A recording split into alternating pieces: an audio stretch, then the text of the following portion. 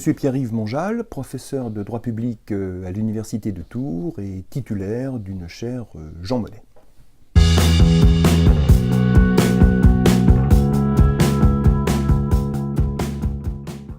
Nous avons organisé un premier colloque en 2015 consacré durant 3 jours à cette notion, si c'en est une, qui est la concurrence des juges. Alors ça peut paraître un petit peu surprenant, c'est intitulé, mais il s'explique. Alors c'est un colloque que j'ai organisé, je n'étais pas seul, mais c'est moi qui en ai pris l'essentiel, qui a assuré l'essentiel de l'organisation et de l'argumentaire juridique, mais je dois aussi associer un de mes collègues et amis qui est le professeur Pascal Jean, qui est publiciste, professeur de droit public et qui enseigne à l'IEP de Bordeaux, qui, c'est assez amusant d'ailleurs, lors d'une soutenance HDR d'un de notre collègue de Besançon, Christophe Gesselot, lors de cette HDR, donc, Pascal Jean, dans le cadre des travaux de notre collègue Gesselot, lance une hypothèse et se demande si le dialogue des juges existe réellement, si en réalité il n'y a pas une concurrence, une sorte de concurrence institutionnelle, une concurrence politique. Et de manière assez étrange, ou amusante, ou en tout cas prometteuse, cette formule m'a plutôt intéressé, je veux dire, était séduisante, et nous avons commencé à discuter pendant la HDR, peut-être pendant une trentaine de minutes, sur cette question de la concurrence des juges. Et il m'a semblé, et c'est là où j'ai repris un petit peu la main sur l'affaire, qu'il y avait quelque chose d'intéressant à creuser et à conceptualiser. Alors ça, c'est pour le point de départ. Alors, concurrence des juges, le sous-titre du colloque, c'était le dialogue des juges en question, avec entre parenthèses un S à question. À titre personnel, je ne suis pas tout à fait convaincu que cette notion de dialogue des juges, non pas qu'elle ne soit pas pertinente, mais cette notion, je ne sais pas si elle nous a permis de bien reprendre la réflexion et de réfléchir autrement que sous cette étiquette dialogue des juges, de réfléchir sur les relations, sur les articulations qui existent entre les différents niveaux de juridiction, européen et juridiction nationale, et y compris d'ailleurs entre les juridictions nationales entre elles, et y compris bien entendu entre les juridictions européennes entre elles. Il m'a semblé qu'il y avait matière à revenir sur cette fameuse formule du commissaire du gouvernement Genevoix, et qu'il y avait peut-être moyen d'actualiser cette notion. Bon.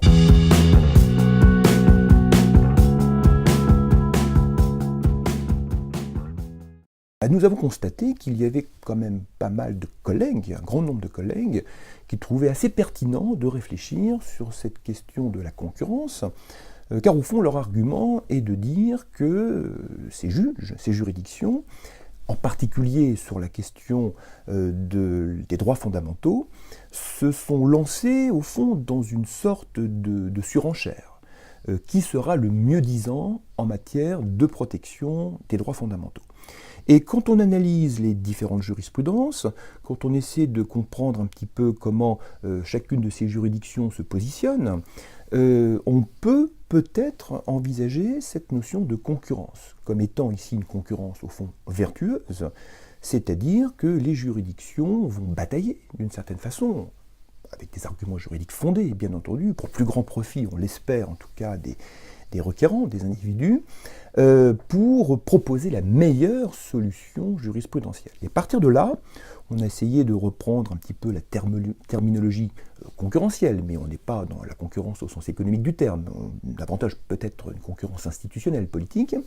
Et lorsqu'on met de front, par exemple, c'est une illustration, alors peut-être un petit peu caricaturale, mais l'avis de 13, c'est-à-dire la Cour de justice et la Cour européenne des droits de l'homme, alors certains vont dire concurrence, d'autres vont dire chasse gardée, protection, mais je ne suis pas convaincu qu'il y ait du dialogue à ce moment-là. Et d'ailleurs, ce colloque a été intégralement filmé au passage, qu'on retrouve sur Internet assez facilement. Nous avons une passe d'armes qui est plutôt intéressante entre le juge allemand de la Cour de justice, Thomas van den Witz, qui a été, je crois, un des artisans quand même de l'avis de 13, me semble-t-il, et le greffier de la Cour européenne des droits de l'homme. Nous avons eu une passe d'armes tout à fait intéressante et qui a montré au fond que cette notion de dialogue était quand même remise en cause. Et j'ai vraiment le sentiment, en relisant La Vie de Thérèse et en voyant un petit peu les évolutions jurisprudentielles postérieures à cet avis, que la Cour de justice est en train de bâtir véritablement, à partir de la charte, qui est l'instrument de base évidemment, une nouvelle fondamentalité des droits dans l'Union européenne, un nouveau corpus de principes, en s'arrimant fortement sur la charte, non pas en délaissant la Cour européenne des droits de l'homme, mais disons peut-être en l'éloignant, en la mettant à distance. Au fond, les standards de l'UE ne sont pas ceux de la Cour européenne des droits de l'homme, et il y a bien cette rivalité, en quelque sorte. Alors, voilà pour la problématique générale, et ensuite, tout au long du colloque, mais là il faut aller un petit peu plus dans le détail, je ne peux pas le faire ici, nous avons eu des analyses de fond, d'abord, sur cette notion de concurrence, des analyses de fond sur la pertinence du concept de dialogue. Est-ce que tout cela peut s'ancrer dans du droit? Est-ce qu'il y a de la juridicité dans ces notions? Ce sont des questions importantes. Et des illustrations assez nombreuses dans les relations entre le Conseil d'État et le Conseil constitutionnel, par exemple, entre la Cour de cassation et le Conseil constitutionnel, bien entre les juridictions constitutionnelles. Nous avons eu des collègues luxembourgeois, italiens qui sont intervenus notamment, et la Cour de justice, par exemple. Et on voit bien que ces institutions dialoguent sans doute, mais qu'est-ce que ça veut dire en droit? Mais sont probablement dans une situation parfois conflictuelle. Il y a des areas assez intéressants entre la Cour de justice, par exemple, et la Pologne, la République tchèque, même l'Espagne, ou en tout cas dans des relations je pense, de franche concurrence. Donc c'était cette thématique que nous avions voulu mettre en lumière, avec, encore une fois, des interventions absolument remarquables pendant ces 3 jours, et je pense qu'il en ressort des pistes de réflexion. Nous n'avons pas la prétention d'avoir achevé la réflexion, c'est une piste de réflexion parmi d'autres.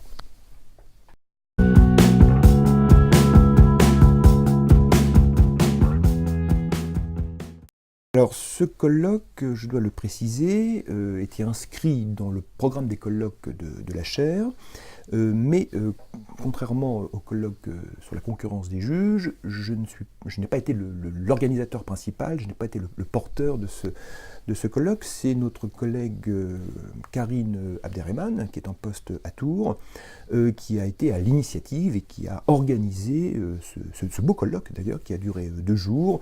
Moi je suis intervenu plutôt en arrière-plan, sur des questions organisationnelles bien sûr, et puis on a travaillé un petit peu tous les deux sur la conception générale, mais c'est quand même elle qui a eu la haute main, et brillamment d'ailleurs, sur ce thème d'abord, et puis sur l'organisation générale du colloque. Alors nous avons elle a pris prétexte de 30 ans du marché intérieur. Le colloque a eu lieu en janvier ou février 2016 plus précisément, à Tours. 2 jours de colloque où sont intervenus de nombreux collègues, de collègues extrêmement renommés, où nous leur avons demandé de réfléchir, de revenir sur cette notion d'harmonisation. Alors, pour, je dirais, présenter le propos, sans doute de manière un petit peu simpliste, mais pour bien comprendre le fil de la réflexion, et au fond, un petit peu comme le dialogue des juges, on est parti, je crois, elle est partie, Karine Abderrahmane, sur la même logique. Est-ce qu'il n'est pas temps, peut-être, au bout de 30 ans, de revenir sur ce concept, cette notion d'harmonisation?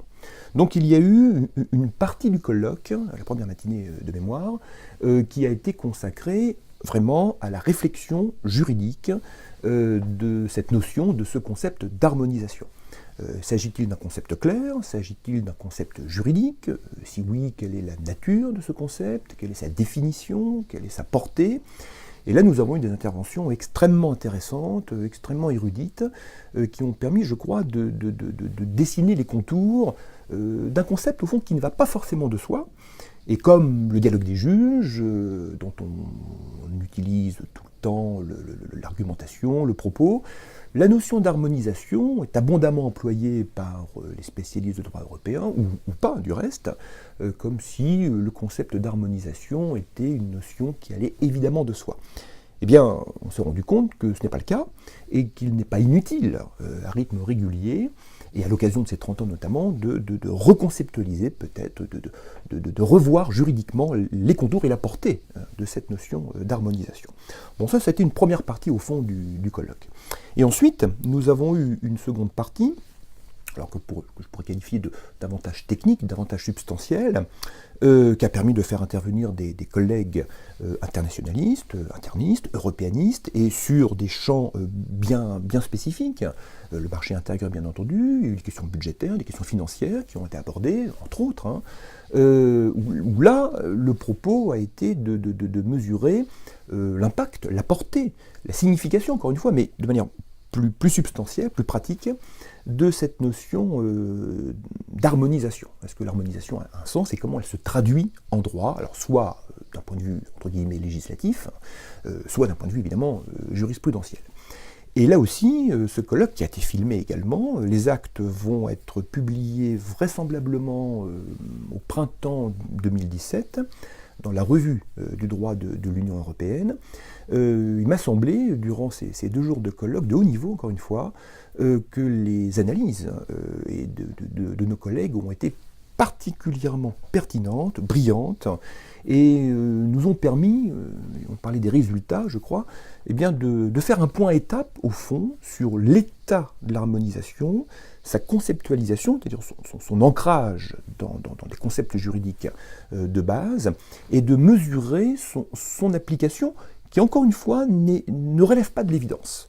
Et je crois que ce qui a été le plus intéressant, me semble-t-il, dans ce colloque, c'était de croiser les points de vue de collègues qui avaient des approches parfois différentes, sur des matières différentes, et de relever qu'on pouvait retenir plusieurs définitions, plusieurs approches de la notion d'harmonisation, évidemment, et qu'on est en présence ici d'une notion qui est faussement simple, mais qui me paraît sans doute assez complexe. C'est ça le principal résultat de ce beau colloque.